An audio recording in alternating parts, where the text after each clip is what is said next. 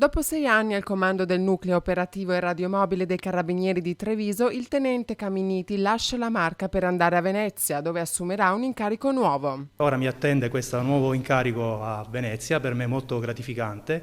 Si tratta di un nuovo reparto appena istituito, una sezione dedicata alla Procura Europea che lavorerà appunto in simbiosi con l'ufficio della Procura Europea di Venezia, che si occuperà di reati finanziari e di criminalità organizzata.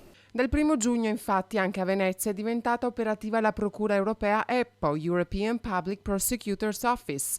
Il reparto, appena istituito, lavorerà in simbiosi con l'ufficio veneziano della Procura Europea e si occuperà di reati nazionali e transfrontalieri in danno dell'Unione Europea. In questo periodo in cui si parla spesso di fondi destinati dell'Unione Europea destinati allo Stato italiano per Recovery Fund e il PIF, appunto porteranno notevole lavoro. Nell'arco di questi 6 anni ha condotto rilevanti attività investigative di contrasto della criminalità comune e dello spaccio di stupefacenti, tra le quali quelle per l'omicidio di Fontane, in cui perse la vita Igor Ojavuno, assicurando il responsabile del delitto alla giustizia e smantellando un'organizzazione dedita allo sfruttamento della prostituzione che reclutava minorenni oltre confine.